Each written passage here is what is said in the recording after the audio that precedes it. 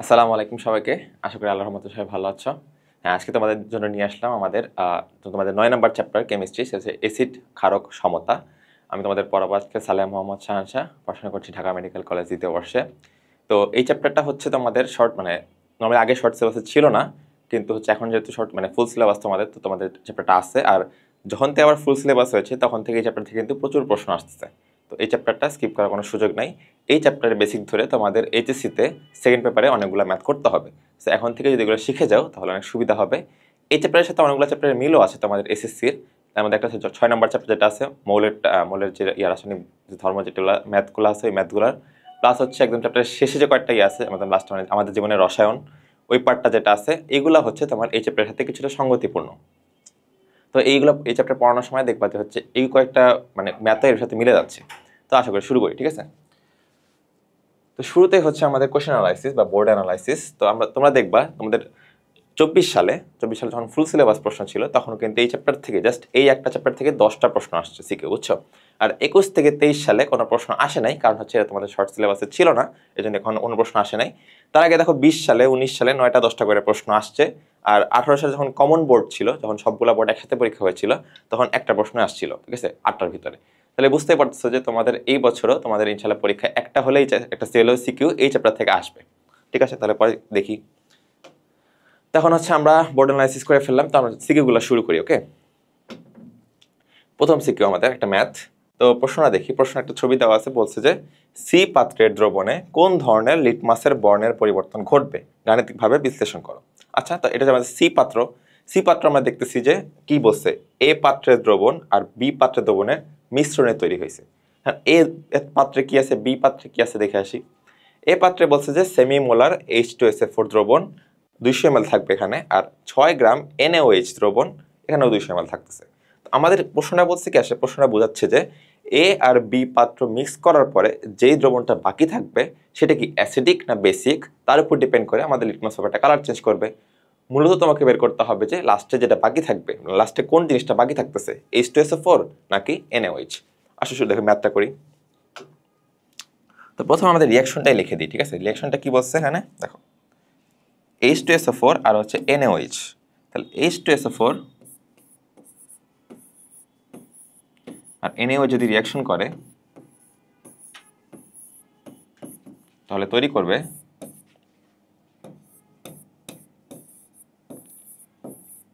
Na2SO4, কারণ হচ্ছে sulphate যেটা আছে, সালফেট আয়নের ব্যালেন্সই কিন্তু 2, এই জন্য 2টা সোডিয়াম নেবে, প্লাস ওয়াটার। কারণ দেখো এটা হচ্ছে আমার একটা অ্যাসিড, H2SO4 একটা অ্যাসিড, NaOH একটা বেস। অ্যাসিড আর বেস বা ক্ষার মিলে তৈরি করবে হচ্ছে আমাদের একটা লবণ আর হচ্ছে পানি। লবণ তৈরি করলো, পানি তৈরি করলো। এখন একটা জিনিস খেয়াল করো, তোমার হচ্ছে গিয়ে এসএসসিতে সবচেয়ে বেশি পোলাপান যে সমস্যাটা করে সেটা হচ্ছে ব্যালেন্স করা নিয়ে। সবাই হয়তো এখনো পুরোপুরি কেমিস্ট্রি ব্যালেন্সটা করতে হলে বুঝো না। এখন একটা জিনিস দেখো, H2SO4 বাম পাশ থাক বাদ রাখলাম, আগে দেখি Na2SO4 যেহেতু বসেছি, ব্যালেন্সই চেঞ্জ হয়েছে, 2টা সোডিয়াম চলে আসছে না। এখানে কি 2টা সোডিয়াম আছে? 2টা সোডিয়াম তো নাই, তো আমরা এটা ব্যালেন্স করতে হবে। এখানে 2টা আছে, আমি এখানে সুন্দর করে 2 দিয়ে গুণ করে দিলাম, 2টা NH করতেই পারি। তাহলে কি এলো? তাহলে হচ্ছে 2টা NH আসলো, আর OH ও 2টা হয়ে গেল। OH এর দেখি আমরা, এখানে H আছে 2টা, তাই না? আর এখানে H আছে 2টা, 4টা। এখানে 2টা H, এখানে 2টা H, 4টা H আছে। আর এখানে H আছে কয়টা? এই পাশে H আছে মাত্র 2টা, তাহলে এখানে একটা 2 দিয়ে গুণ করে দিলাম। ওকে, তার মানে 4টা H হলো, কিন্তু 2টা O হয়ে গেল।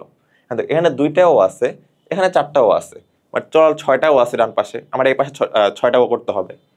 ও আছে 2টা, এই যে 4টা ও 2টা ও, তার কয়টা হলো? 6টা ও। ব্যালেন্সড। আমি করলাম কি, এখানে 2 দিয়ে গুণ করলাম, এখানে 2 দিয়ে গুণ করলাম, ব্যালেন্স হয়ে গেল।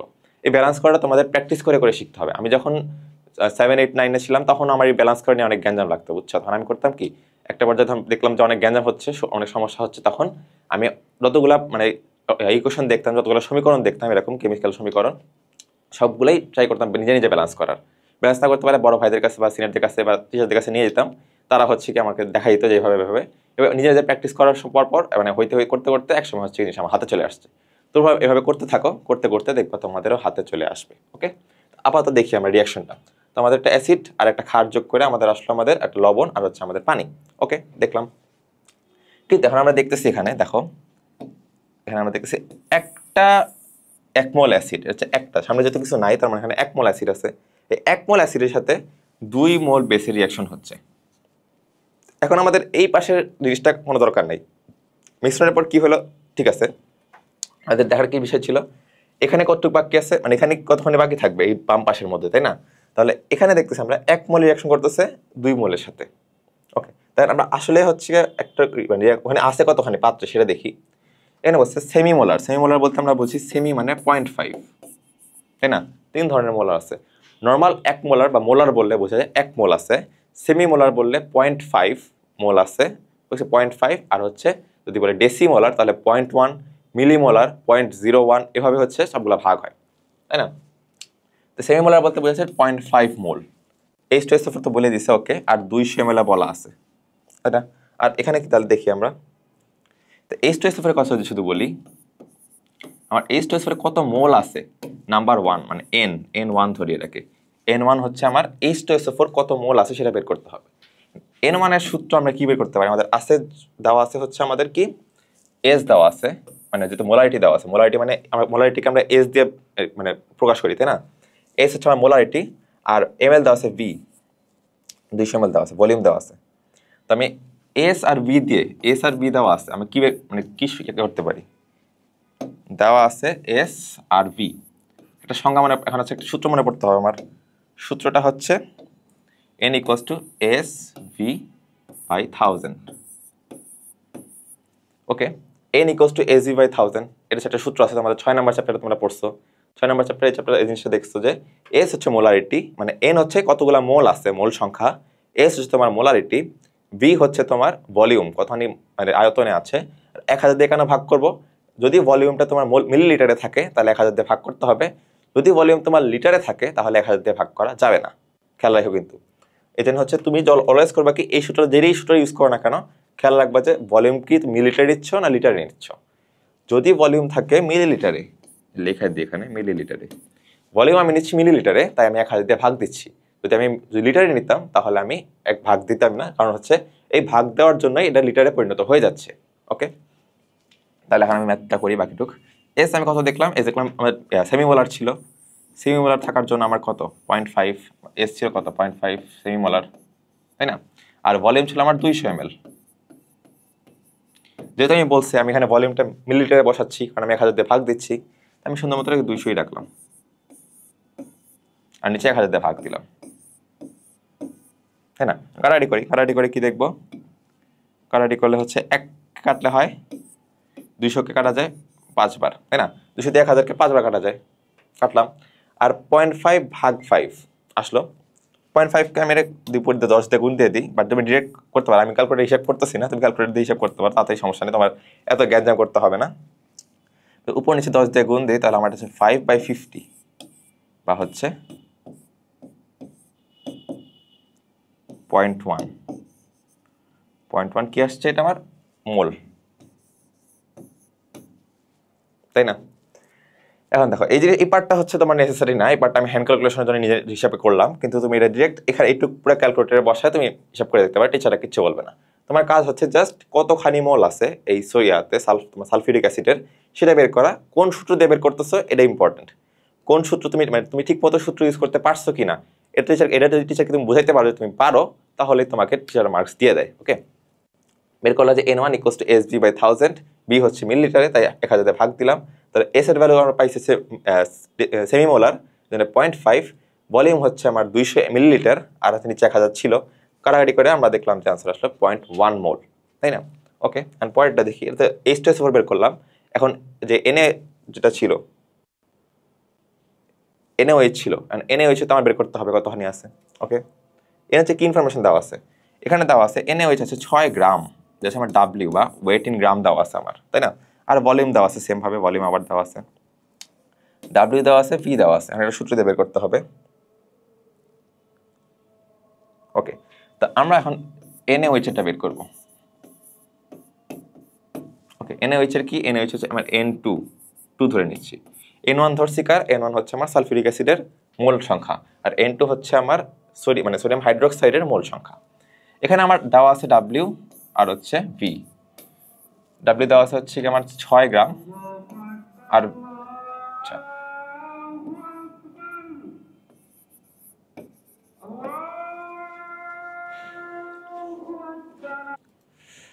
আচ্ছা সরি, একটু ব্রেক নিতে হয়েছিল, আজান দিচ্ছিল তো এই জন্য। আচ্ছা আমরা কন্টিনিউ করি। ওকে, তাহলে হচ্ছে আমাদের কি ছিল, আমাদের ছিল সোডিয়াম হাইড্রোক্সাইড ছিল, ডাব্লিউ ছিল হচ্ছে 6 গ্রাম, মানে ওয়েট ইন গ্রাম ছিল 6। আর তারপর হচ্ছে আমাদের এম যদি ধরি, এখানে আছে একটা সূত্র আছে, কারণ এন ইকুয়ালস টু ডাব্লিউ বাই এম। ওকে, এন কি, এন হচ্ছে কি মোল নাম্বার, যতখানি মানে মোল আছে, মোল সংখ্যা। ডাব্লিউ হচ্ছে তোমার কত ভর আছে গ্রামে, আর এম হচ্ছে তোমার মলিকুলার নাম্বার। ওকে, তোমার আণবিক ভর।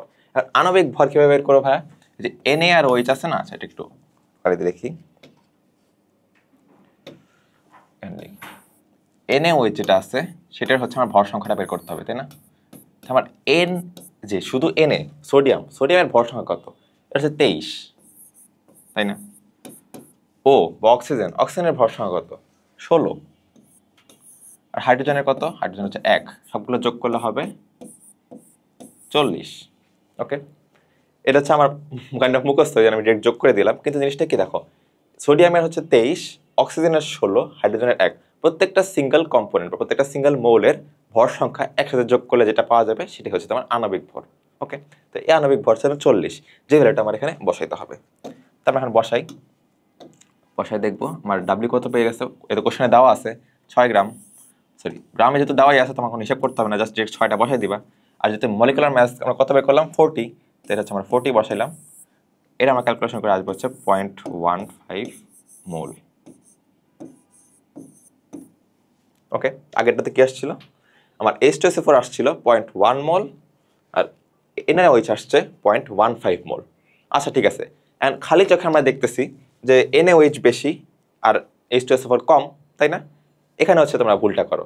তোমরা এখানে যে আগে যে ইকুয়েশনে যে করছিলা, যেখানে H2SO4 ছিল একটা কিন্তু দুইটা ছিল NaOH, এই হিসাবটা তোমরা অনেকে করো না। তোমরা ভাবো যে একটা একটা করে হিসাব করি, তাহলে এখানে হচ্ছে 0.1 আছে, এখানে 0.15 আছে, চোখের দেখায় দেখতেছি আমি যে NaOH-টা বেশি আছে, তাহলে NaOH হবে লাস্টে থাকবে না, এরকম না। দেখো এখন তোমাদের দেখাই, যেহেতু একটা এই ইকুয়েশন অনুযায়ী আমরা দেখছি যে এই যে ইকুয়েশনটা দেখতেছি এখানে 1 মোল H2SO4 রিঅ্যাকশন করতেছে কয়জনের সাথে, দুইটা NaOH এর সাথে। মানে কি 1 মোল H2SO4 রিঅ্যাকশন করতেছে 2 মোল NaOH এর সাথে, তাই না? 1 মোল H2SO4 বিক্রিয়া করে তুমি ডিরেক্ট লিখতে পারো যে 1 মোল H2SO4 বিক্রিয়া করে 2 মোল NaOH এর সাথে, এভাবে লিখতে পারো। অথবা ডিরেক্ট তুমি 3টা দাগ মাঝখানে বসাই দিতে পারো। এই 3 দাগ আর বিক্রিয়া করে ওয়ার্ডটা সেমই বোঝায় কেমিস্ট্রি ক্ষেত্রে, 2 মোল NaOH। ওকে, এটা আমরা রিঅ্যাকশন থেকে দেখলাম যে 1 মোল H2SO4 বিক্রিয়া করে 2 মোল NaOH এর সাথে। তাহলে আমরা কত পাইছি, আমরা দেখো H2SO4 পাইছি আমরা হচ্ছে 0.1 মোল। আচ্ছা, তাহলে 0.1 মোল কত সাথে বিক্রিয়া করবে, অতএব 0.1 মোল H2SO4 বিক্রিয়া করবে 2 ইন্টু 0.1, তাই না? 2 ইন্টু 0.1 মোল NaOH, যেটা ইকুয়াল টু হবে 2 কে 0.1 দিয়ে গুণ করলে পাওয়া যায় 0.2 মোল NaOH। মানে 1 মোল H 2 মোল NaOH, সরি 1 মোল H2SO4 2 মোল NaOH কে খায়। তাহলে 0.1 মোল H2SO4 যেটা আমাদের এখানে 1 নম্বর পাত্রে ছিল, সেটা খাবে গিয়ে 2.2 মোল NaOH কে। ওকে, আমরা এখন দেখতেছি 0.2 মোল NaOH কি আছে, নাই তো, কারণ 0.2 মোলকে খাওয়ার আগেই তো শেষ হয়ে যাবে। 0.15 যখন যাবে তখনই তো শেষ হয়ে যাবে। ওকে, তাহলে হচ্ছে কি হলো, যেহেতু আছে আমাদের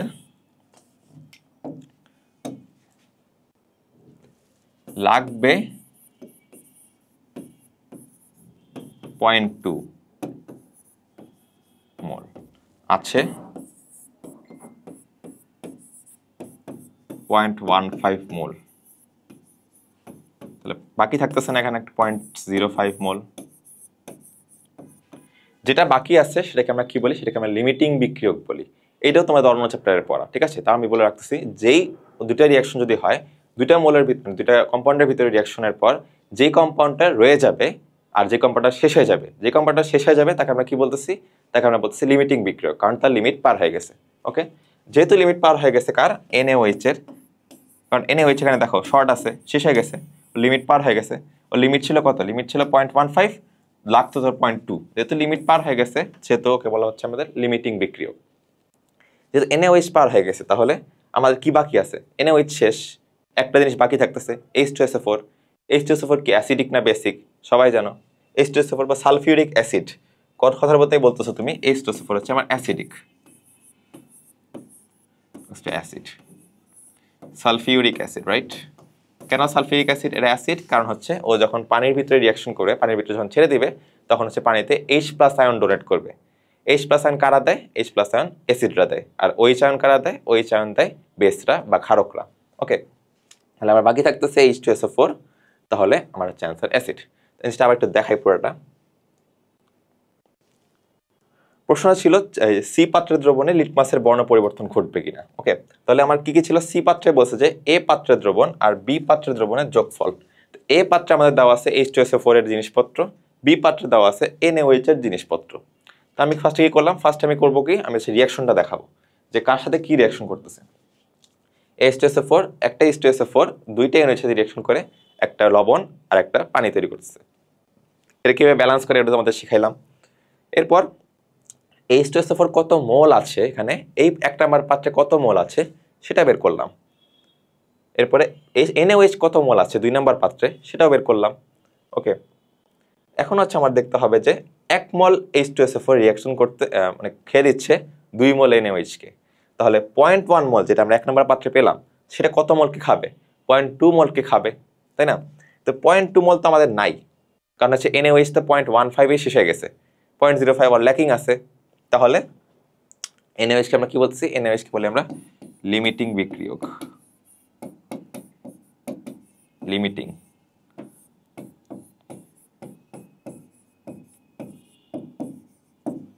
লিমিটিং বিক্রিয়ক বলতেছি।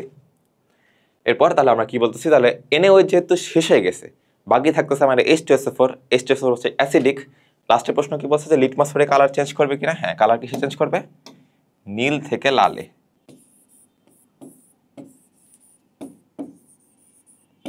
নীল লিটমাস পেপার লাল হয়ে যাবে, কিন্তু লাল লিটমাস পেপারের কোনো পরিবর্তন হবে না। কেন জানি?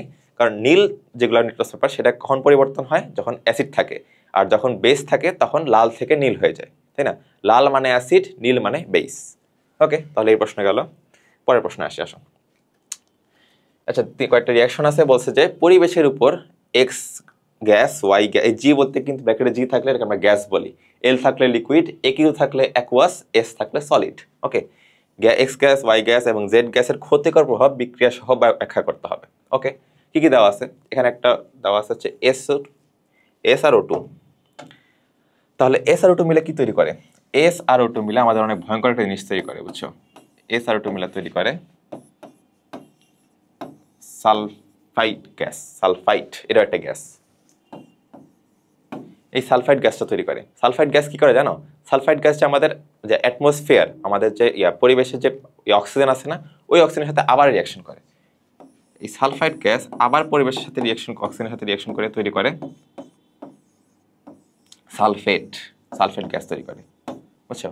তো এই সালফাইড গ্যাস আবার হচ্ছে অক্সিজেনের সাথে রিয়াকশন করে সালফেট গ্যাস তৈরি করে। পরে এই দুইটাই আবার কি করে? সালফাইড আর সালফেট দুইটাই আমাদের যে হচ্ছে বৃষ্টি হয়, এটা যেহেতু হচ্ছে আমাদের মানে মিক্স হয়ে কই আছে, মিক্স আমাদের পরিবেশের সাথে মিশে আছে, পরিবেশের যে বাতাস আছে বাতাসের সাথে মিশে গেছে। কিন্তু আবার যখন বৃষ্টি হয় তখন কি হয়? বৃষ্টিকে আমাদের পরিবেশ ভেদ করে আমাদের মাটিতে পড়ে না, বাতাসগুলো ভেদ করে আসতে হয় না। বাতাসের সাথে কি ছিল? বাতাসের সাথে কি এই গ্যাসগুলো আছে। আর বৃষ্টি মানে কি? পানি, তাই না? বৃষ্টি তো পানি বের হয়, তাহলে এই পানি হচ্ছে আমার H2O। তো এই যে সালফাইড যে গ্যাসটা আছে বা সালফাইড আর সালফেট যে গ্যাসগুলো আছে, এই গ্যাসগুলো আমাদের বৃষ্টির পানির সাথে মিক্স করে তৈরি করে কি H2SO3 আর H2SO4 দুইটা অ্যাসিড তৈরি করে। ওকে, সালফিউরিক অ্যাসিড। ওকে, এগুলো অ্যাসিডগুলো তৈরি করে H2SO3 আর H2SO4 অ্যাসিড তৈরি করে। এই জন্য আমরা কি অ্যাসিড বৃষ্টি বলে একটা টার্ম শুনছি না? এই অ্যাসিড বৃষ্টি ওয়ান অফ দ্য ইম্পর্টেন্ট মানে ইনগ্রেডিয়েন্ট হচ্ছে এই sulphide gas. Sulphide gas sulphate গ্যাসে পরিবর্তিত হয়। আবার এই সালফাইড গ্যাস সালফেট গ্যাস দুইটা মিলেই বৃষ্টির পানির সাথে যুক্ত হয়ে H2SO3 আর H2SO4 দুইটা অ্যাসিড তৈরি করে। এই অ্যাসিড হচ্ছে গিয়ে আমাদের টিনের চাল পর্যন্ত ফুটা করে দেয়, এমন শক্তিশালী হতে পারে, বুঝছো? তো আমাদের প্রথম যেটা পাইলাম আমরা এক্স গ্যাস। এক্স গ্যাস কি ছিল? এক্স গ্যাসটা আমার ছিল SO2। তোমাকে SO2 বলতে SO2 আর SO3 দুইটারই ক্ষতিকারক দিকটা দেখাইতে বলছে। সমীকরণ সহ বলছে, তো বিক্রিয়া আমরা দেখাইলাম। পরেরটা দেখি NO আর NO2, তো NO plus O2, NO plus O2, NO plus O2 মিলে তৈরি করে কি জানো? NO প্লাস O2 মিলে তৈরি করে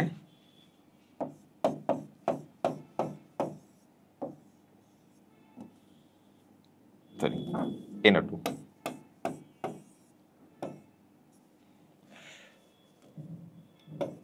এই একটা N আর হচ্ছে দুইটা ও তিন, দুই রেখে তিন, তিনটা NO3 তৈরি করে। ওকে, তো এই যে NO আর O2 মিলে তৈরি করলো NO3, এটা কি আমাদের নাইট্রেট গ্যাস।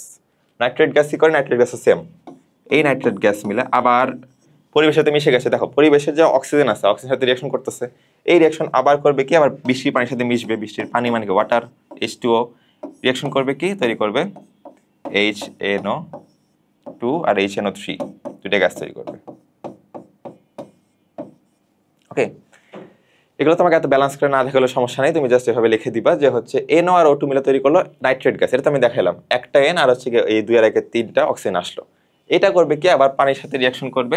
পানির সাথে রিঅ্যাকশন করে তোমার হচ্ছে কি HNO2 আর হচ্ছে গিয়ে HNO3 মানে নাইট্রিক গ্যাস, নাইট্রিক অ্যাসিড, আরো দুইটা অ্যাসিড তৈরি করবে। এই অ্যাসিডগুলো কি করবে? সেম ভাবে আমাদের উপর অ্যাসিড বৃষ্টি তৈরি করবে। অ্যাসিড বৃষ্টি হচ্ছে আমাদের চাল ফোটা করে দিবে, তাই না? তাহলে হচ্ছে আমরা কি কি পাইলাম? অ্যাসিড বৃষ্টি, একটা হচ্ছে গিয়ে সালফেট মানে সালফেট গ্যাস, আর একটা হচ্ছে নাইট্রেট গ্যাস। এই দুটো গ্যাসের সাথে পানি মিক্স করে, বৃষ্টির পানির সাথে মিক্স হয়ে কি তৈরি করে? সালফিউরিক অ্যাসিড, নাইট্রিক অ্যাসিডের মতো ভয়ঙ্কর ভয়ঙ্কর অ্যাসিড তৈরি করে। এই অ্যাসিডগুলো হচ্ছে আমাদের অ্যাসিড বৃষ্টি হিসেবে মাটিতে পড়ে। এটা হচ্ছে আমাদের পরিবেশের জন্য অত্যন্ত ক্ষতিকর। এটা হচ্ছে তুমি দেখাইলা দুইটা জিনিস। এরপরে লাস্টে হচ্ছে এক্স গেল, ওয়াই গেল, তাহলে বাকি থাকলো জেড। জেড কি বলছে? C+O2, এটা হচ্ছে গিয়ে জেড। এটা আমি এখানে লিখে দিচ্ছি, এটা ইজি। C+O2, দেখো একটা C একটা O2, ইজি। কার্বন ডাইঅক্সাইড তৈরি করতেছে। মানে কার্বন ডাইঅক্সাইড কেন ক্ষতিকর আমাদের পরিবেশের জন্য? কারণ কার্বন ডাইঅক্সাইড হচ্ছে আমাদের মানে সবচেয়ে বৃহত্তম যে গ্রিন হাউস গ্যাস। গ্রিন হাউসের ইফেক্টের তো নাম শুনছো। গ্রিন হাউসের জন্য কি হচ্ছে? আমাদের পৃথিবীর তাপমাত্রা আস্তে আস্তে বাড়তেছে। পৃথিবীর থেকে তাপটা যে ভিতরে ঢুকতেছে সেটা কিন্তু বের হতে পারছে না এই গ্যাসগুলোর জন্য, বিশেষ হচ্ছে গ্রিন হাউস গ্যাসের জন্য।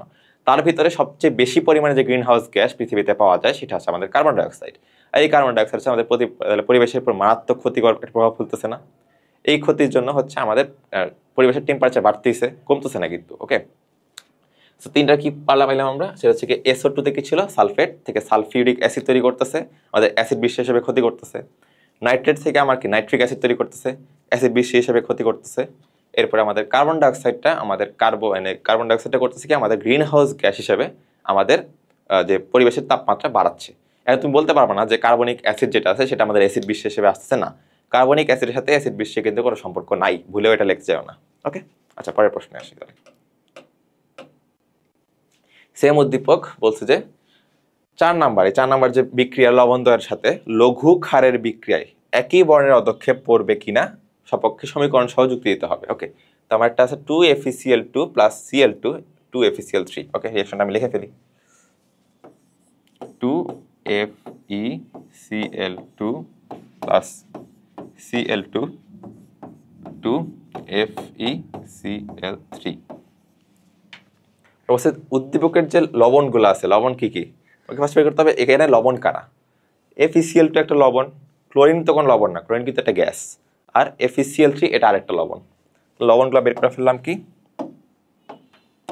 FeCl2 আর FeCl3। ওকে, আর হচ্ছে আমার কি বলছে? একটা লঘু ক্ষারের সাথে বিক্রিয়া করতে হবে। স্পেসিফিকলি কিন্তু কোনো ক্ষারের কথা বলে নাই, তুমি ইচ্ছা মতো একটা লঘু ক্ষার নিয়ে নিতে পারো। তা আমি নিলাম কি? আমি নিলাম NaOH, সবচেয়ে সহজে বের করা যাবে NaOH লঘু, এভাবে লিখে দিতে হবে। আর জিনিসটা কি, তোমরা হচ্ছে অনেকে গোলায় ফেলতে পারো যে ভাই লঘু NaOH তো অনেক শক্তিশালী ক্ষার, আমরা জানি এটা তো লঘু ক্ষার হইতে পারে না। না, জিনিসটা কি, শক্তিশালী দুর্বল ক্ষার এক জিনিস, আর হচ্ছে ঘন আর লঘু ক্ষার আর এক জিনিস। শক্তিশালী ক্ষার কারা, দুর্বল ক্ষার কারা? শক্তিশালী হচ্ছে যাদের পিএইচ এর ভ্যালু বেশি হবে, তাদের পিএইচ এর ভ্যালু যত বেশি সে তত বেশি শক্তিশালী ক্ষার। যার পিএইচ এর ভ্যালু কম্পারেটিভলি কম তাদের হচ্ছে তত দুর্বল ক্ষার, কিন্তু 7-এর থেকে বেশি হতে হবে। ওকে, কারণ ক্ষার কি, ক্ষার হচ্ছে 7-এর থেকে বেশি হলে ক্ষার হয়, 7-এর চেয়ে কম হলে অ্যাসিড হয়। আর সেম ভাবে লঘু আর ঘন কি, লঘু আর ঘন ডিপেন্ড করে যে একটা ক্ষারের সাথে কতখানি পানি মিশ্রিত আছে।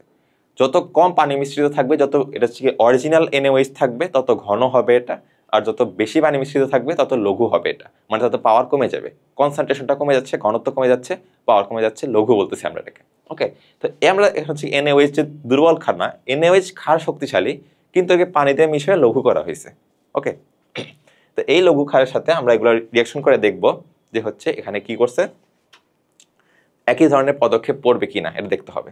তো আসো, ফার্স্ট আছে FeCl2, সাথে আমি কি করবো, NaOH যোগ করবো। NaOH লঘুটা প্রত্যেকবার লেখো, যে তোমাদের বলা আছে তুমি ডিলও লিখতে পারো বা লঘুও লিখতে পারো। ডিল বলতে ডাইলুট বোঝায়। ওকে, ডাইলুট হচ্ছে কি জাস্ট লঘুর ইংলিশ শব্দ, যেহেতু পুরো রিয়াকশনটা এখানে ইংলিশে লিখতেছো সেখানে ডাইলুট বা ডিল লেখাটাই মানে ভালো হয় আসলে জিনিসটা হচ্ছে। রিয়াকশনটা লিখলাম, আমি দেখবো Fe আর OH, এই Fe আর OH মিলে একসাথে চলে আসবে, তাহলে FeOH।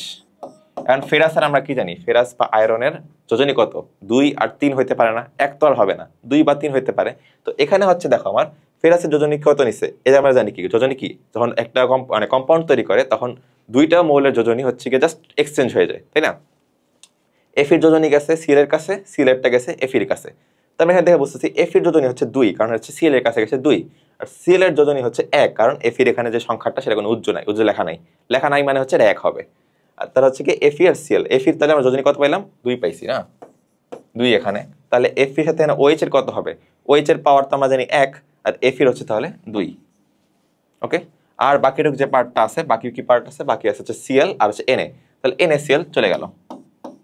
আমরা এটা ব্যালেন্স করি, এটাকে ব্যালেন্স করার পর দেখবো যে সিএল ছিল 2টা, ওখানে সিএল আছে 1টা, আমি 2 দিয়ে গুণ করে দিলাম।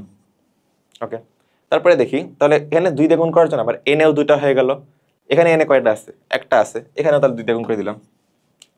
এখানে এনএকে 2 দিয়ে গুণ করার জন্য আমার OH আবার 2টা হয়ে গেল। এখন দেখি, এখন ও আছে এখানে 2টা আর ও আছে এখানে 2টা, হয়েছে। এইচ আছে 2টা, এইচ আছে 2টা, মিলে গেল না, ব্যালেন্স হয়ে গেছে। এরকম করে বললাম কি, এগুলো যত সমীকরণ দেখবা সব প্র্যাকটিস করবা, তাহলে তোমাদের ব্যালেন্সটা আরো ভালো হবে।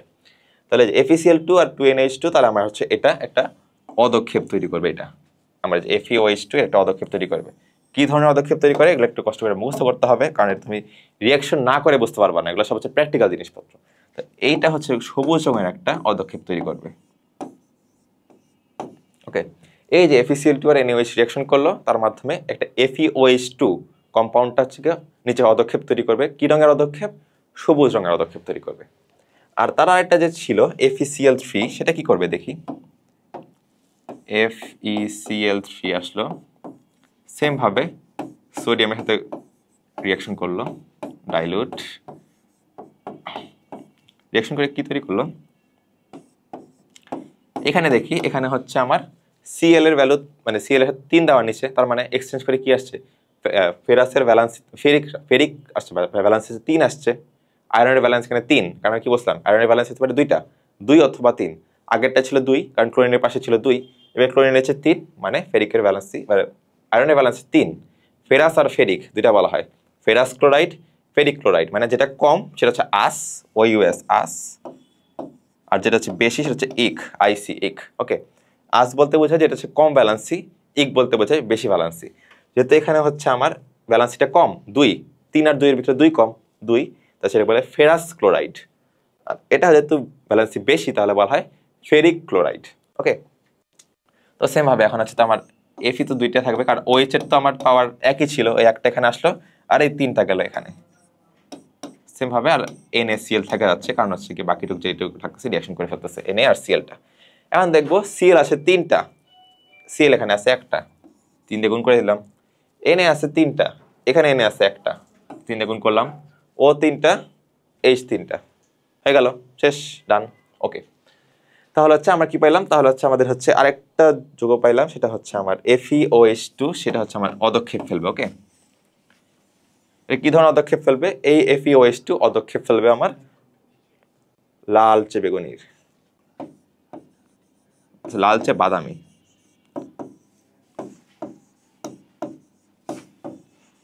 ওকে, তাহলে আগেটা কি বলছিলাম, আগেটা দেখেছিলাম আমি এই FeOH2, যে FeOH2 কম্পাউন্ডটা পদক্ষেপ ফেলছে সবুজ কালার, কিন্তু FeOH3 যেটা আছে সেটা গিয়ে পদক্ষেপ ফেলবে লালচে বাদামি।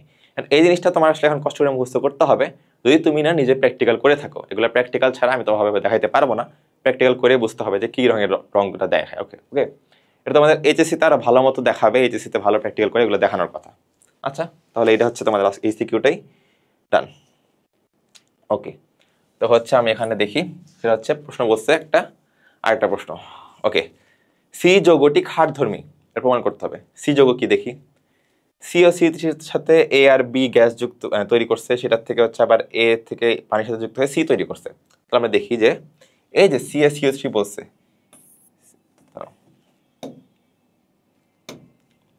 CaCO3 কে ভাঙলে, এটা তোমাদের রিডক্স একটা বিক্রিয়া দেওয়া আছে, CaCO3 কে ভেঙে কি তৈরি করে, CaO আর CO2, ওকে তাই না? ক্যালসিয়াম কার্বনেটকে ভাঙলে মানে তাপ দিয়ে ভাঙলে কি তৈরি হয়, ক্যালসিয়াম অক্সাইড আর হচ্ছে কার্বন ডাই অক্সাইড। এখন বলছে যে একটা গ্যাস আছে, একটা এ আছে, একটা বি আছে, এন্ড কোনটা গ্যাস হতে পারে বলতো, কার্বন ডাইঅক্সাইড গ্যাস না ক্যালসিয়াম অক্সাইড গ্যাস? অবশ্যই কার্বন ডাইঅক্সাইড গ্যাস, কোনো কথাই নেই তাই না? কার্বন ডাইঅক্সাইডকে আমরা গ্যাস হিসেবে জানি, অক্সিজেন কার্বন ডাইঅক্সাইড তো কথায় কথায় চলে আসে। তাহলে আমার বুঝতেছি এ হচ্ছে আমার ক্যালসিয়াম অক্সাইডটা, এ পেয়ে গেলাম ক্যালসিয়াম অক্সাইড, এ হচ্ছে ক্যালসিয়াম অক্সাইড।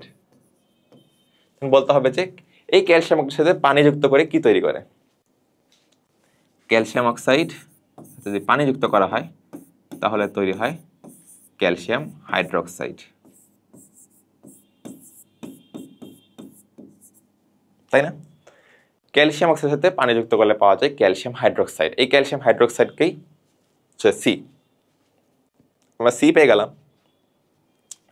সি পাওয়ার পর আমার প্রশ্ন করছে যে এই যৌগটাকে ক্ষারধর্মী সেটা প্রমাণ করতে হবে। CaOH2 এটা তো আমরা দেখিয়ে বুঝতেছি আমরা ক্ষারধর্মী, এরপর প্রমাণ করবো কি হবে, আমাকে দুইটা লজিক্যাল স্টেপ দেখাইতে হবে। তুমি হচ্ছে প্রথমে শুরুতে এই কোশ্চেন আনসারের সময় করার সময় কি করবা, এটা দেখাইলা, শুধুমাত্র হচ্ছে এ কি আছে এটা বের করলা, সি কি হইলো এটা বের করলা, এটা সি তাই না, এ বের করলা, সি বের করলা, এটা দেখানোর জন্য তোমার 1 মার্ক। এরপরে প্রশ্ন করবে মানে কি করতে হবে, দুইটা স্টেপ দেখাইলে তোমাকে ফুল 3-এ 3 বা 4-এ 4 দিয়ে দিবে। 1 নাম্বার স্টেপ হচ্ছে নিচে লিখবা যে CaH2 আমাদের প্রাপ্ত সি হচ্ছে CaOH2 যেটা একটি ক্ষারধর্মী, কারণ বলে তুমি নিচে দুইটা সুন্দর মতো দুইটা স্টেপ লিখবা। 1 নাম্বার স্টেপ হচ্ছে অ্যাসিডের সাথে রিঅ্যাকশন করলে, অ্যাসিডের সাথে বিক্রিয়ায়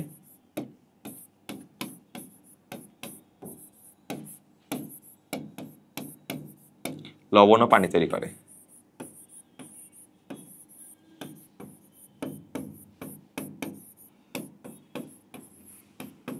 আমরা কি জানি, অ্যাসিড আর বেস বা অ্যাসিড আর ক্ষার মিলে কি তৈরি করে, লবণ আর পানি তৈরি করে। এখন ও যদি ক্ষার হয় ও কার সাথে বিক্রিয়া করে লবণ পানি তৈরি করতে পারবে, অ্যাসিডের সাথে। ও যদি নিজে অ্যাসিড হইতো ও কি অ্যাসিডের সাথে রিঅ্যাকশন করে কখনো ক্ষার আর লবণ আর পানি তৈরি করতে পারতো না।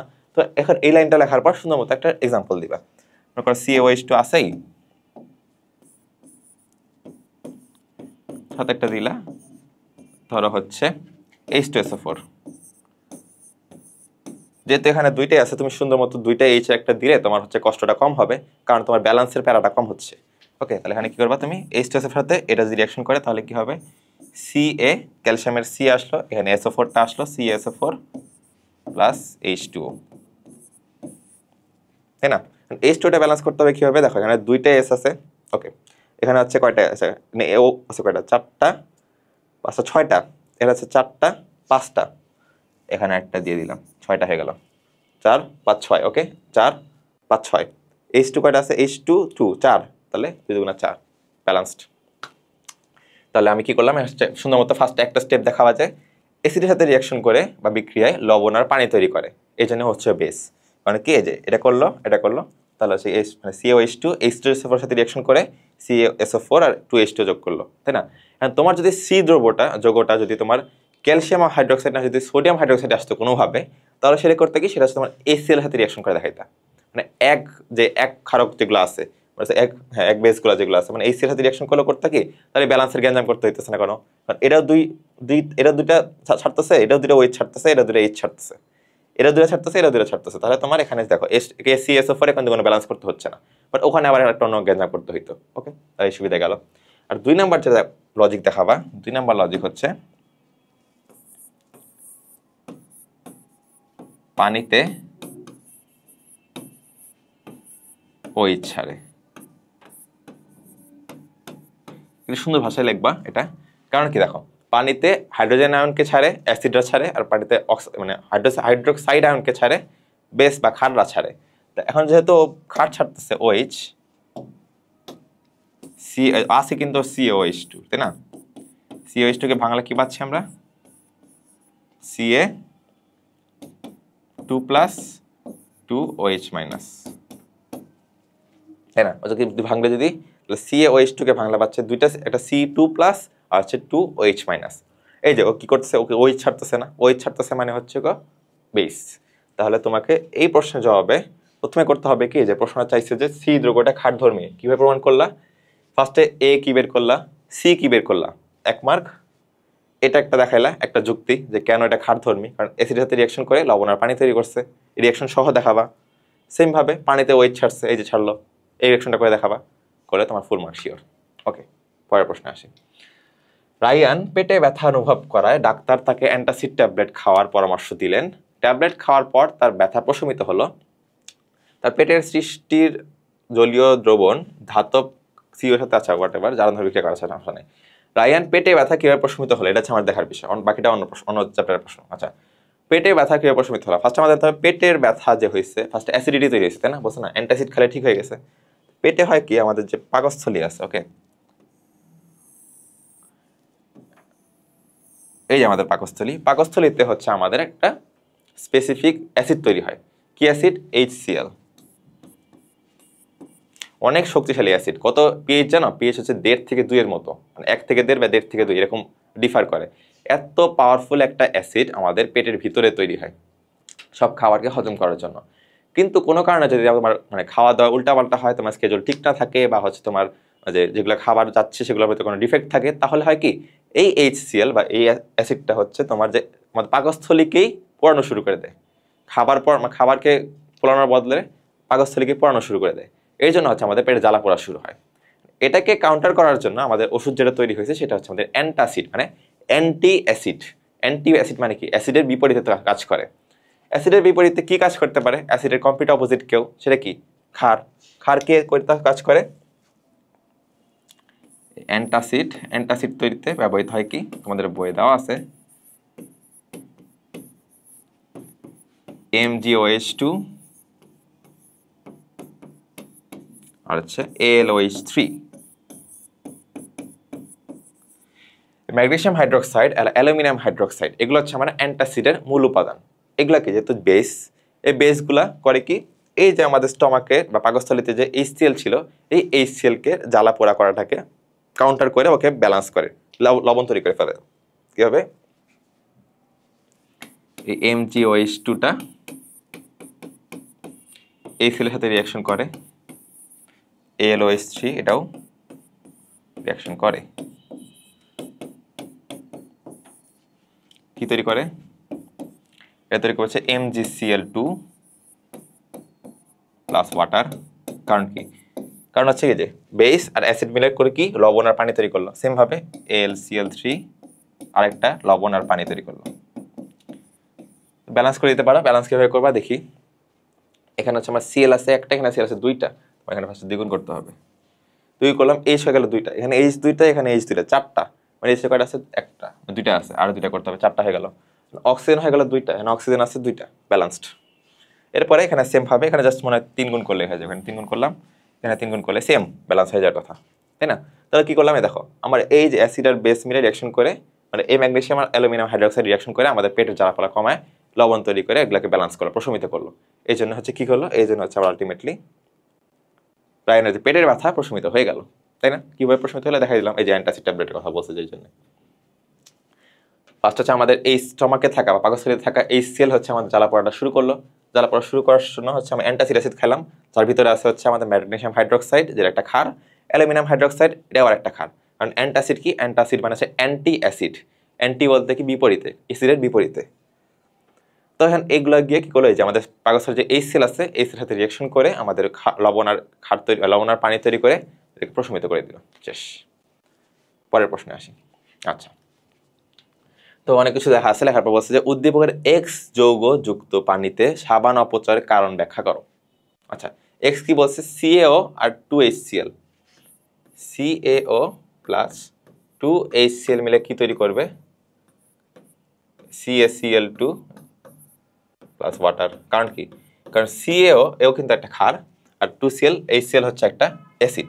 অ্যাসিড আর বেস মিলে তৈরি করতেছে একটা লবণ আর পানি। তো এই লবণ আর পানির মধ্যে দেখেন ব্যালেন্স করে এটাকে, দুইটা H আছে CH, এটা অলরেডি ব্যালেন্সই আছে, ঠিক আছে, ভেরি গুড, ব্যালেন্স থাকতেছে। তাহলে আমার কি বলছে? X যৌগটা আমি কি পাইলাম? তাহলে এই X যৌগটা হচ্ছে আমার CaCl2 না? দেখো এক যৌগের কথা বলছে, এক যৌগ হচ্ছে এই যে X+H2, H2 আগে কি আছে, এই CaCl2 পাইলাম রিয়াকশন করে। ওকে, CaCl2 পানিতে সাবান অপচয়ের কারণ ব্যাখ্যা করো। ওকে, এটা হচ্ছে কি তোমার কিছুটা এই চ্যাপ্টারের প্রশ্ন, আর সাবানের পার্টটা মেইনলি চ্যাপ্টার 12 আমাদের জীবনের রসায়ন চ্যাপ্টারের প্রশ্ন। তো ফার্স্টে বলি যে আমাদের কি হয়, খরতা বলে একটা জিনিস আমাদের জানতে হবে এখানে। খরতা, ওকে, খরতা কি করে, আমাদের যে নদীর পানি বা হচ্ছে যে পানিগুলা থাকে নর্মাল পানিতে, নদীর পানি বা ওরকম পানিগুলাতে, সামুদ্রিক পানিতে, তখন হচ্ছে ওখানে অনেক কিছু এক্সট্রা উপাদান থাকে। উপাদান কি কি থাকে, এই ক্যালসিয়াম, ম্যাগনেসিয়াম, এগুলার বিভিন্ন ধরনের কার্বনেট বা ক্লোরাইড বা সালফেট লবণ থাকে। লবণগুলো কি পানির সাথে মিশানো থাকে। মিশানো থাকার জন্য কি হয়, মিশানো থাকার জন্য আমাদের যে পানির যে খরতা ওয়াটারটা বৃদ্ধি পায়। খরতা বৃদ্ধি পাওয়ার জন্য আমাদের সাবান বা বিভিন্ন ধরনের যে আমরা জিনিসপত্র কেমিক্যাল ইউজ করি, এই কেমিক্যাল ইউজ করার মানে যে পাওয়ারটা কমে যায়, কেমিক্যালের পাওয়ারটা কমে যায় খরতার জন্য, এই লবণগুলো থাকার জন্য। ক্যালসিয়াম ম্যাগনেসিয়ামের কার্বনেট, সালফেট বা ক্লোরাইড, এই লবণগুলার ক্যালসিয়াম ম্যাগনেসিয়াম এই ধাতুগুলার, এই লবণগুলার থাকার জন্য খরতা তৈরি হয় পানিতে। পানির খরতা থাকার জন্য আমাদের বিভিন্ন ধরনের কম্পোনেন্ট বা কেমিক্যাল কম্পোনেন্টের পাওয়ার কমে যায়। তো আমাদের ফার্স্টেই প্রশ্ন লিখতে হবে কি, পানির খরতা নিয়ে ফার্স্টে লিখতে হবে খরতা কি জিনিস, খরতার ভিতরে কেন খরতা হয়, খরতা কয় ধরনের আছে, 2 ধরনের আছে, স্থায়ী খরতা আর অস্থায়ী খরতা। এগুলো নিয়ে হালকা পাতলা লিখবা, স্থায়ী অস্থায়ী। যদি প্রশ্ন আমার অনেক ফালতু লাগছে, বাট তাও এটা একটু যদি বইয়ে আসে পড়তে হবে। ওকে, তো স্থায়ী অস্থায়ী 2 ধরনের খরতা আছে। এই পার্টটা লেখার জন্য তোমার হচ্ছে কিছু মার্ক দিবে। এরপরে যেটা আসলে লিখতে হবে, তোমার একটা রিয়াকশন দেখাইতে হবে। এই যে রিয়াকশন হয় কি, আমাদের সাবানের এই যে সংকেত, সোডিয়াম স্টেরয়েড বলে এটাকে, C17H35COONA। এটা হচ্ছে আমাদের সোডিয়াম স্টেরয়েড। সোডিয়াম স্টেরয়েডের সাথে কি করে, এই যে আমাদের CaCl2, ওই যে আমাদের X ছিল না, X বের করলাম, যে CaCl2, এই যে এটা খরতার সাথে রিয়াকশন করে, পানির সাথে রিয়াকশন করে, এই যে Ca বা CH17H35COONA তৈরি করে। ওকে, ক্যালসিয়াম মনোস্টেরেট তৈরি করে। ক্যালসিয়াম মনোস্টেরেট তৈরি করে এটা হচ্ছে আমাদের পানিতে অদক্ষেপ ফেলে। অদক্ষেপ তখন কি দেখো, আমরা সাবান নষ্ট হচ্ছে না, অপচয় হচ্ছে না এভাবে। এই যে যদি না থাকতো তাহলে তো রিয়াকশন হইতো না, আর এই পার্টটার অপচয় হইতো না। যেহেতু এই CaCl2 আছে, তাই হচ্ছে কি এই সাবানের অপচয় হচ্ছে একটা মনোস্টেরেট তৈরি করার মাধ্যমে, NaCl তৈরি করে, লবণ তৈরি করতেছে। তো এই অপচয়টা যাতে মানে অপচয়টা মেইনলি প্রশ্ন করা হয়েছে যে দেখো এই সাবানের অপচয়ের কারণটা ব্যাখ্যা করতে বসে। অপচয়ের কারণ কি, তাহলে মেইনলি তো খরতা। তো ফার্স্টে কি লিখবা, ফার্স্টে লিখবা হচ্ছে খরতা কি, খরতা কয় ধরনের আছে, খরতা কেন হয়, কোন কোন লবণগুলো থাকে খরতার জন্য। এগুলো লেখার পর তুমি এক্সাম্পল দিবা যে এই যে সাবানের সংকেত, আর তুমি এক্স যোগটা যেটা পাইলাম ওইটা রিয়াকশন করলে কি হয়, যে মনোস্টেরেট তৈরি হচ্ছে, ক্যালসিয়াম মনোস্টেরেট। এই মনোস্টেরেটকে হচ্ছে এই ক্যালসিয়াম মনোস্টেরেটটাই বাই হচ্ছে মেইনলি এই সাবানের অপচয়ের কারণ। ওকে, শেষ এইটুকুই। আচ্ছা, লাস্ট প্রশ্ন এটাই মনে হয়। তাহলে হচ্ছে বলছে যে একটা ছবি দেওয়া আছে, এই ছবিটা হচ্ছে তোমাদের এই চ্যাপ্টারের ছবি থাকার কথা না, এই ছবিটা হচ্ছে তোমাদের দশম মতে যে খনিজ যে চ্যাপ্টারটা আছে ওই চ্যাপ্টারের ছবি। বাট প্যারা নাই, দেখো বলছে উদ্দীপকের SO2 আর Z গ্যাস উভয় অ্যাসিড বিশেষ সৃষ্টিতে ভূমিকা রাখে, তাই না? অলরেডি তোমাদের পড়াই দিছি এটা। দেখো এখানে জেডটা পাইছি, ধরো এখানে জেডটা আছে, জেডটা হচ্ছে মেইনলি বায়ুর থেকে আসে, বায়ুর থেকে তৈরি হয় সালফারের সাথে। তাহলে এই যে সালফাইড সাথে যে বায়ু, মানে তো বায়ুতে কি থাকে, অক্সিজেন থাকে, অক্সিজেন মিলে তৈরি করে কি সালফেট, তাই না? সালফেট, তাহলে আমার হচ্ছে কি এই জেড হচ্ছে আমার সালফেট। ওকে, তো বলছে কি হচ্ছে কি, আচ্ছা তাও তো দেখা যাচ্ছে না, আর ডার্ক কালার দিতে হবে, SO3, এই জেড হচ্ছে আমার সালফেট। তো এই সালফাইড আর সালফেট গ্যাস উভয় অ্যাসিড বিশিষ্ট সৃষ্টিতে ভূমিকা রাখে। অলরেডি তোমাদের দেখাইছে, আবার একটু দেখাই দিই। এই সালফেট আর সালফাইড এর সাথে করে কি, এটা হচ্ছে তোমার বৃষ্টির যে H2O আছে, এই H2 সাথে রিঅ্যাকশন করে H2SO3 ফর্ম করে, আর এটা পানির সাথে রিঅ্যাকশন করে H2SO4 বা সালফিউরিক অ্যাসিড তৈরি করে, তাই না? এই যে একটা অ্যাসিড তৈরি করলো, এই যে একটা অ্যাসিড তৈরি করলো, সালফেট সালফেট দুইজনই তাহলে অ্যাসিড বিশিষ্ট ভূমিকা রাখতেছে না? এই জিনিসটাই খালি জাস্ট দুটো রিঅ্যাকশন দিয়ে দেখাবা। ফার্স্ট হচ্ছে জাস্ট দেখাবা যে এসো কি জেড বের করার জন্য তোমার 1 মার্ক, এই দুটো রিঅ্যাকশন দেখানোর জন্য এক করে 3 মার্ক, শেষ, 3 মার্ক তোমার টান। ওকে, এই তো আমার সিকিউ, এই চ্যাপ্টার থেকে এই কয়েক ধরনের সিকিউ আসে, এর চেয়ে কঠিন সিকিউ করা আসলে সম্ভব না, আর করবেও না, যথেষ্ট ইজি চ্যাপ্টারটা। জাস্ট কয়েক 5-6টা যে প্যাটার্ন তোমাদের দেখাইলাম, এই প্যাটার্নগুলো জাস্ট প্র্যাকটিস করে যাবা, ইনশাল্লাহ সিকিউতে কোনো ঝামেলা হবে না। এমসিকিউ কয়েকটা তোমার জন্য রাখছি, দেখি। আচ্ছা, কোনটি দুর্বল অ্যাসিড? দুর্বল অ্যাসিড হচ্ছে HCl, HNO3, H2CO3 আর H2SO4। তোমাদের বলছিলাম যে কারা দুর্বল অ্যাসিড, কারা দুর্বল ক্ষার, লঘু, ঘন, এগুলো বললাম, কিন্তু এখানে একটা শর্ট ট্রিকতে মনে রাখবা, এমসিকিউর জন্য, এটা মনে রাখার জন্য, জাস্ট এমসিকিউতে মনে রাখবা কার্বনিক আর অর্গানিক। ওকে, কি বললাম? কার্বনিক আর অর্গানিক।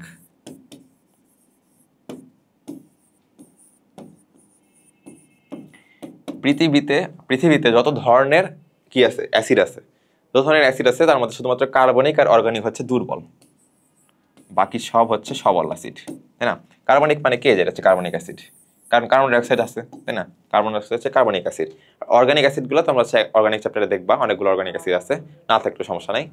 তো তার মধ্যে একটা চাই যে H2CO3 হচ্ছে কার্বনিক অ্যাসিড, এই জন্য এটা দুর্বল। যদি অর্গানিক অ্যাসিড অপশনে থাকতো সেটা তো দুর্বল, আর বাকি যত অ্যাসিড আছে পৃথিবীতে সব হচ্ছে সবল। ওকে, এই শর্টকাটটা মনে রাখবা, তাহলে তোমার এমসিকিউতে ঝামেলা হবে না। নিচের কোনটি ল্যাকটিক অ্যাসিড বিদ্যমান? ল্যাকটিক অ্যাসিড কই থাকে আমরা জানি, ল্যাকটিক অ্যাসিড থাকে আমাদের দুধের ভিতরে, দুধে থাকে আর আমাদের পেশিতে থাকে। এর পেশির কথা আমাদের আসতেছে না, তোমাদের পেশির কথা আপনাদের বই আছে কিনা আমি নিজে জানি না, বাট দুধের কথা তোমার বই আসছে বা দধিতে আছে, সো অ্যান্সার হবে দধি বা দই। তারপরে বাকিগুলো দেখি যে লেবুর রস, লেবুর রসে কোনটা থাকে? লেবুর রসে থাকে সাইট্রিক অ্যাসিড, লেবুর রসে থাকে সাইট্রিক অ্যাসিড। তেঁতুলে থাকে টার্টারিক অ্যাসিড, দধিতে তো বললাম ল্যাকটিক অ্যাসিড, আর ভিনেগারে অ্যাসিডিক অ্যাসিড।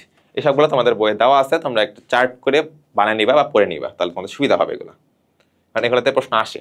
আচ্ছা, লঘু অ্যাসিডের সাথে কোনটি বিস্ফোরণ সহ বিক্রিয়া করে? এটা হচ্ছে একদম কথা একটু মুখস্থ, পুরা মুখস্থ এনে। এটা হচ্ছে আমাদের রিয়েল লাইফ এক্সপিরিয়েন্স দেখা জিনিসটা, যে এনেতে জাস্ট একটুখানি অ্যাসিড আছে, তার ভিতরে তুমি যদি একটা সোডিয়ামের দলা ছেড়ে দাও, তাহলে একদম লিটারালি বাস্ট করবে, বুঝছো? তাহলে বাস্ট করে উড়াই দিবে, এরকম একটা রিয়াকশন হয়। তুমি চাইলে এটা ইউটিউবে সার্চ দিয়ে দেখতে পারো, অনেক সুন্দর সুন্দর রিয়াকশন আছে, ঠিক আছে, দেখবা। আচ্ছা, কোন ফলে বেনজোইক অ্যাসিড পাওয়া যায়? এটা আমাদের বইয়ের ডিরেক্ট লাইন, এটা ছাড়া মুখস্থ, এর কোনো কথা নাই। এটা হচ্ছে তোমার অ্যান্সার কলা, বড়ই, পাকা জলপাই, কাঁঠাল, এগুলোতেও হয়তো তোমাদের অন্যান্য অ্যাসিড থাকতে পারে, সেটা তোমাদের বইয়ে যদি উল্লেখ থাকে তাহলে পড়বা। ওকে, পরেরটা, নিচের উদ্দীপকের আলোকে, আচ্ছা পরবর্তী প্রশ্ন উত্তর দাও, এটা রিয়াকশন আছে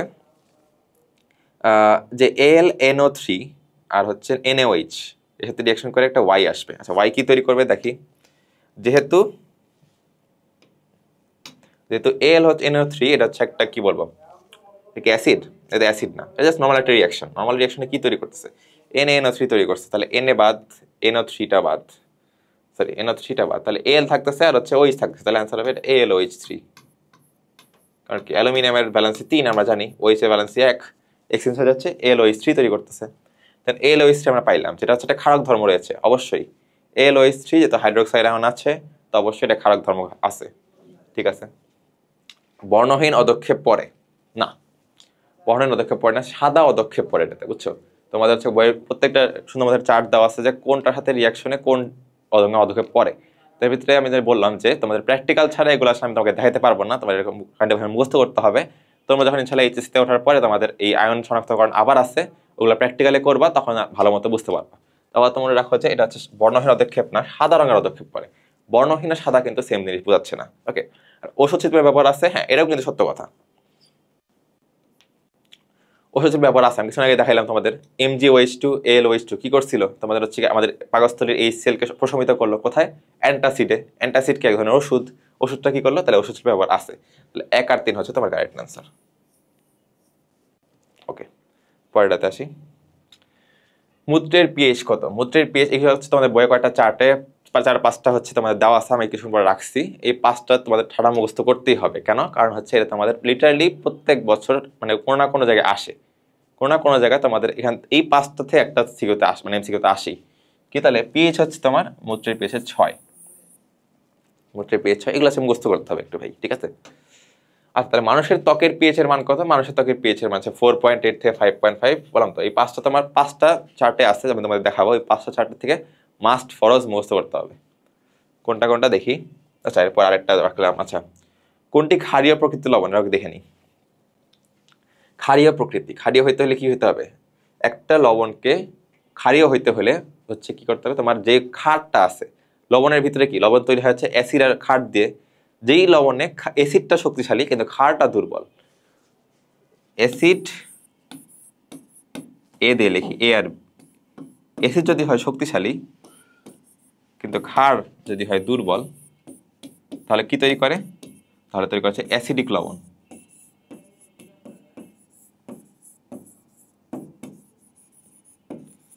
যদি অ্যাসিড হয় দুর্বল, ক্ষার হয় শক্তিশালী, তাহলে তৈরি করে ক্ষারীয় লবণ। আর যদি দুইটাই হয় শক্তিশালী বা সেম পাওয়ারের, দুইটাই শক্তিশালী বা দুইটাই দুর্বল হয়, তাহলে তৈরি করবে নিরপেক্ষ লবণ। ওকে, তাহলে আমার এখানে কি প্রশ্ন চাইছে? ক্ষারীয় প্রকৃতির লবণ বলছে না? ক্ষারীয় প্রকৃতির লবণ বলতে বোঝাচ্ছে যে দেখো অ্যাসিডের পাওয়ার কম বাট ক্ষারের পাওয়ার বেশি, এটা হচ্ছে ক্ষারীয় লবণ। তো কোনটা দেখবা যে দেখি কি আছে? সোডিয়াম আছে, সোডিয়াম আছে, সোডিয়াম আছে, সোডিয়াম আছে, সবগুলোতে সোডিয়াম আছে। তাহলে আমার সবগুলোতে পাওয়ারফুল একটা ক্ষার আছে, সোডিয়াম অনেক পাওয়ারফুল একটা ক্ষার। বাকিগুলা কি আছে দেখি? কার্বনেট আছে, NO3 আছে, নাইট্রেট আছে, সালফেট আছে, ক্লোরাইড আছে। এই সিএলটা আসছে কোথা থেকে? NaCl এর সিএলটা আসে হাইড্রোক্লোরিক অ্যাসিড থেকে, HCl থেকে। আর HCl অনেক পাওয়ারফুল একটা অ্যাসিড, সো এটা হবে না। কারণ কি বলছিলাম, Na নিজে পাওয়ারফুল, সোডিয়াম নিজে পাওয়ারফুল, ক্লোরাইড আসছে পাওয়ারফুল থেকে। পাওয়ারফুল নিরপেক্ষ হওয়ার কথা, ক্ষারীয় হবে না, বাদ। Na2 কে বলো Na2 পাওয়ারফুল, SO4 করতে আসে সালফিউরিক অ্যাসিড থেকে। সালফিউরিক অ্যাসিড একটা পাওয়ারফুল অ্যাসিড, কারণ কি বলছিলাম, কার্বনিক আর অর্গানিক, অর্গানিক আর কার্বনিক এই দুটো হচ্ছে দুর্বল অ্যাসিড। কিন্তু তার মানে বাকি সবকিছু সবল। হাইড্রোক্লোরিক বা HCl সবল, H2SO4 সবল, এরা বাদ। NO3 আসে থেকে নাইট্রিক অ্যাসিড থেকে, HNO3 থেকে। অর্গানিক কার্বনিক বাদ মধ্যে নাই, তাহলে এটা কি সবল অ্যাসিড থেকে হবে না, বাদ। বাকি হচ্ছে CO2 কি কার্বনিক অ্যাসিড থেকে আসে, দেখে বোঝা যাচ্ছে। অর্গানিক কার্বনিক কি বলছিলাম, দুর্বল, তাহলে এটি হবে অ্যান্সার। আচ্ছা, তাহলে পরেরটাতে আসি, দেখি। এই দেখো কোনটির পিএইচ মান বেশি, ঠিক আছে? তো বলছে কি অগ্ন্যাশয় রস, পাকস্থলী, রক্ত আর মূত্র, এর মধ্যে আমরা দেখতেছি দুইটা আছে অ্যাসিডিক, দুইটা বেসিক। কোন দুইটা অ্যাসিডিক আর কোন দুইটা ক্ষারীয়? অগ্ন্যাশয় রস আর রক্ত হচ্ছে তোমার এখানে ক্ষারীয়, আর পাকস্থলীর রস আর মূত্র হচ্ছে তোমার অ্যাসিডিক। তাহলে যেগুলো অ্যাসিডিক সেগুলোতে পিএইচ কম হবে, ওগুলো আগেই বাদ, পাকস্থলী আর মূত্র হচ্ছে বাদ। এখন তোমাকে জানতে হবে যে রক্তের পিএইচ কত আর অগ্ন্যাশয় রসের পিএইচ কত, এগুলো জানলে হচ্ছে তুমি এটা অ্যান্সার করতে পারবা। রক্তের পিএইচ হচ্ছে 7.35 থেকে 7.45, তোমাদের বই দেওয়া আছে মনে হয় 7.43 থেকে 7.45, যেটা বই দেওয়া আছে ওটা মুখস্থ করবা। আর অগ্ন্যাশয়ের পিএইচ দেওয়া আছে, অগ্ন্যাশয় রসের পিএইচ হচ্ছে 8.1। তাহলে কি দেখতেছো, কোনটার বেশি হলো? অবশ্যই অগ্ন্যাশয় রস, কারণ 8.1, এটা 8.1 আর এটা হচ্ছে 7.45 এভারেজে। অবশ্যই 7 থেকে 8 বড়, তাহলে হচ্ছে এটা পিএইচ মান বেশি অগ্ন্যাশয় রসের, তাই না? ওকে, কারণ এখানে তোমাদের হচ্ছে যে চারটা রাখছি, এই চারটা মাস্ট ফরস মুখস্থ করতে হবে। পাকস্থলী, মানুষের ত্বক, আমি তো সিরিয়াল ভাই দেখাইছি যে ছোট থেকে মানে পিএইচ এর ভ্যালু কম থেকে বেশি হচ্ছে, এই 5টা ভ্যালু তোমার মুখস্থ করতে হবে। এই চ্যাপ্টার এই একটা চার্ট থেকেই অলরেডি প্রত্যেক বছর একবার হলে প্রশ্ন আসছে, অনেকবার 2বার করে আসছে, ঠিক আছে? তো এটা মুখস্থ করবা। NH4Cl আর NaOH, সাথে NaCl, H2O আর X একটা গ্যাস তৈরি হয়। আমরা দেখি কি গ্যাসটা কি তৈরি হলো, এটা আমাদের বের করতে হবে। NH4Cl, তাহলে Na চলে গেছে বাদ, OHটা হচ্ছে তোমার H2 তে চলে গেছে বাদ, না বাকি থেকে কি Clটাও চলে গেছে, দেখো NaCl করতে গিয়ে NaCl চলে গেছে, OHটা তোমার বাদ পড়ে গেছে H2O তে। এখানে কি পুরোটা গেছে না, যায় নাই, কেন? কারণ OH এ গেছে, আমার H2O আছে ডান পাশে, তার মানে একটা H শর্ট আছে না এখানে OH এ, তো আমি এখান থেকে একটা H নিয়ে যাব, NH4 থেকে একটা H নিয়ে গেলাম, তাহলে আমার এটা পুরো হয়ে H2 হয়ে গেল। এখানে NH4 থেকে তোমার একটা কমে গেল না, একটা H কমে গেল, একটা H কমে গিয়ে তোমাকে H2 করতে হলো, তাহলে বাকি থাকলো কি NH থেকে তুমি একটা H যদি বের করে দাও তাহলে থাকতেছে NH3। এটা জাস্ট এভাবেই তুমি জাস্ট একটা রিঅ্যাকশনটা দেখবা কারাডি করে, যেটা বাকি থাকে ওটাই হবে অ্যান্সার। তাহলে কি বাকি থাকছে NH3, তো এই NH3 হচ্ছে অ্যান্সার। ওকে ওকে, আচ্ছা, নিচের কোনটি মাটির অধিক ক্ষারত্ব নিয়ন্ত্রণ করে? এটা তোমাদের বইয়ের ডিরেক্ট লাইন দেওয়া আছে, কয়েকটা মানে ক্ষার আর অ্যাসিডের কথা বলা আছে, মানে কয়েকটা স্পেসিফিক সারের কথা আসলে মেনলি বলা হয়েছে, যেগুলো হচ্ছে আমাদের মানে ক্ষার যদি অ্যাসিডিক হয়ে যায়, মানে মাটি যদি অ্যাসিডিক হয়ে যায় তাহলে বেসিক করে বা ক্ষারীয় করে, যদি ক্ষারীয় হয়ে যায় তাহলে হচ্ছে অ্যাসিডিক করে, কয়েকটা আছে দুইটাই করে, কয়েকটা আছে মেইনলি ব্যালেন্সটা করে। ব্যালেন্স করার জন্য এই যে অধিক ক্ষারত্ব নিয়ন্ত্রণ করে, এটা আমাদের বইয়ের ডিরেক্ট বলা আছে যে NH2 NH4 to SO4। এই ক্ষার আর সার আর কি মেনলি সারটা এসে ক্ষারত্বটা নিয়ন্ত্রণ করে। ওকে, আচ্ছা, পাকস্থলীতে কোনটি জমা হলে পেটে অ্যাসিডিটির সমস্যা হয়? তোমাদের সুন্দর মতো ছবি আঁকায় দেখাইছি যে কি থাকে, আমাদের পেটে থাকে HCl বা হাইড্রোক্লোরিক অ্যাসিড। তো এটা আমার বেশি করে কথা বাড়াবো না, এই জিনিসটা এখানে জাস্ট লাগাই দিব, অতিরিক্ত হাইড্রোক্লোরিক অ্যাসিড। ওকে, নিচের কোনটির কারণে পানির স্থায়ী ক্ষারতা তৈরি হয়? এটা তোমাদের হচ্ছে কি, তোমাদের বইয়ে সুন্দর মতো দেওয়া আছে, স্থায়ী ক্ষারতা কাদের জন্য হয় আর মানে অস্থায়ী ক্ষারতা কাদের জন্য হয়। মেইনলি কি বলছে, সালফেট, কার্বনেট, তারপর হচ্ছে ক্লোরাইড। সালফেট, কার্বনেট, ক্লোরাইড, এই তিনটা লবণ কাদের কাদের? ক্যালসিয়াম আর ম্যাগনেসিয়ামের। ক্যালসিয়াম, ম্যাগনেসিয়াম, মাঝে মধ্যে আয়রনও থাকে। এই তিনটার হচ্ছে কি সালফেট, কার্বনেট, ক্লোরাইড, এই তিনটা লবণগুলা মিলি স্থায়ী ক্ষারতা তৈরি করে। আর বাকি যে লবণগুলো আছে, অনেক কিছু এক্সট্রা লবণ আছে, সেগুলো অস্থায়ী ক্ষারতা তৈরি করে। মেইনলি এই যে বাইকার্বনেট আয়নগুলো হচ্ছে তোমার অস্থায়ী ক্ষারতা তৈরি করে। ওকে, এগুলো যদি বলে, এগুলো অস্থায়ী ক্ষারতা তৈরির জন্য লাগে। আর SO4, CO3, ক্যালসিয়াম কার্বনেট থাকতো বা ক্যালসিয়াম ক্লোরাইড থাকতো, সবকিছু কিন্তু স্থায়ী ক্ষারতা তৈরি করে। তার আনসার হচ্ছে ক্যালসিয়াম সালফেট। ওকে, একটা ছবি লাস্টে হচ্ছে উদ্দীপকের দেওয়া আছে, একটা A হচ্ছে অ্যামোনিয়া দ্রবণ, B হচ্ছে HCl দ্রবণ। তো A ও B এর দ্রবণের বিক্রিয়াটি নন রেডক্স বিক্রিয়া বলছে। আচ্ছা, নন রেডক্স বলতে কি বোঝায়? নন রেডক্স হচ্ছে গিয়ে যে বিক্রিয়াতে কোনো রিডাকশন, অক্সিডেশন, রিডাকশন বা জারণ বিজারণ হবে না। তাহলে দেখি, এটা হচ্ছে তোমাদের অন্য চ্যাপ্টারে পড়া, যদিও তাও দেখাই। A হচ্ছে কি A আর B দ্রবণ NH3, অ্যামোনিয়া দ্রবণ হচ্ছে NH4OH, আর B দ্রবণ হচ্ছে HCl না। NH4Cl কি, NH4OH কি? NH4OH কিন্তু একটা বেস, দুর্বল ক্ষারক। আর HCl একটা স্ট্রং বা শক্তিশালী লবণ, শক্তিশালী অ্যাসিড, তাই না? দুটো মিলে কি করবে? একটা ক্ষারীয় লবণ তৈরি করবে। কি লবণ? NH4Cl। জাস্ট এই যে Clটা এভাবে চলে যাবে আর OH এখানে এসে পানি তৈরি করে ফেলবে, লবণ আর পানি তৈরি করলো। আমরা কি বলছি, এটা হচ্ছে একটা বিক্রিয়া, নন রেডক্স বিক্রিয়া। নন রেডক্স বিক্রিয়া দেখি তো, এখানে +1 ছিল, সরি NH4টা ছিল মেনলি +1, OH-টা ছিল -1, H হচ্ছে +1, Cl হচ্ছে -1, তাই না? এপাশে আর এপাশে দেখি, এখানে Cl -1, NH4 +1, H2-র হচ্ছে এটা হচ্ছে +1 +1 +2 আর -2। তাহলে কি হলো দেখো, মেইন যে জিনিসটা NH4OH থেকে NH4Cl, এনে কি কোনো রিডক্স বিক্রিয়া হয়েছে? দেখো তো, কোনো জারণ বিজারণের পার্থক্য হয়েছে? হয় নাই তো, কারণ হচ্ছে +1 থেকে +1ই আছে, OH-টাও সেমই থাকতেছে, OH-টা তো নাই, এটা তো বাদ। এই যে কিন্তু HCl, NH4Cl, এটা হচ্ছে আমার মেইন জিনিস। এখানে NH4টাও +1 +1ই আছে, Cl মাইনাসটা -1ই আছে, H এর ভ্যালুটাও কিন্তু +1 থেকে +1ই থাকতেছে, তাই না? তাহলে আমি যদি এখন বলি এখানে কিন্তু কোনো রিডাকশন, জারণ বিজারণ হয় নাই, জারণ বিজারণ যদি হয় নাই তাহলে সেটা একটা নন রেডক্স বিক্রিয়া, এটা কিন্তু সত্য। তারপরে CO2+ এর দ্রবণে A দ্রবণ যোগ করলে হালকা নীল বর্ণের অদক্ষেপ পড়ে। CO2+ এর দ্রবণ কোথায়? A দ্রবণে যোগ করলে। A দ্রবণ কোনটা ছিল? A দ্রবণ ছিল এটা। এর সাথে যদি আমি Copper2+ যোগ করি তাহলে হালকা নীল বর্ণের অদক্ষেপ পড়ে। এটা তো আমাদের বইয়ের সুন্দর মতো রিয়াকশন দিয়ে দেওয়া আছে। আর Copper2+ ওয়ার্ডটা দেখলেই নর্মালি হচ্ছে দেখবা যে হালকা নীল বর্ণের দ্রবণই হয়, তৈরি করে। Copper2+ সাথে নীলের সাথে একটা সম্পর্ক আছে, মনে রাখবা। স্যার ঠিক আছে। আর লাস্টে হচ্ছে A আর B এর বিক্রিয়ায় উৎপন্ন লবণ অম্লধর্মী। কি বলছিলাম দেখো, এটা হচ্ছে একটা দুর্বল ক্ষার, এটা হচ্ছে একটা শক্তিশালী অ্যাসিড। কি তৈরি করবে? তাদের অ্যাসিডিক একটা লবণ তৈরি করবে। এটাই বলছে একটা অ্যাসিডিক অম্লধর্মী বা অ্যাসিডিক লবণ তৈরি করছে। হ্যাঁ, অ্যাসিডিক লবণ তৈরি করে। তো তিনটাই সঠিক, আনসার হচ্ছে 1 2 3। ওকে, পরের না আর নাই কিছু। ওকে, তো এই হচ্ছে তোমাদের আজকের চ্যাপ্টার ছিল। চ্যাপ্টারটা ভেরি ভেরি ইম্পর্টেন্ট, তোমাদের বলছি। এই চ্যাপ্টার থেকে ম্যাথ যা আসে, একটু থিওরি আছে, কিছু হচ্ছে কি রিয়াকশনগুলো হচ্ছে মেইন, ব্যালেন্স করা শিখবা। এগুলো করলে ইনশাল্লাহ এই চ্যাপ্টারতে কোনো সমস্যা হবে না। তবে যদি কোনো সমস্যা থাকে এই ভিডিওর তুমি কমেন্টে জানাতে পারো, আমি ইনশাল্লাহ তোমাকে ট্রাই করবো সলভটা করে দিতে। আর এই চ্যাপ্টারটা ভুলেও প্র্যাকটিস না করে যাও না, কারণ এখান থেকে একটা হলেও সিকিউ মোটামুটি আসবে শিওর। ওকে, তো এই বলে আজকে এখানে বক্তব্য শেষ করছি।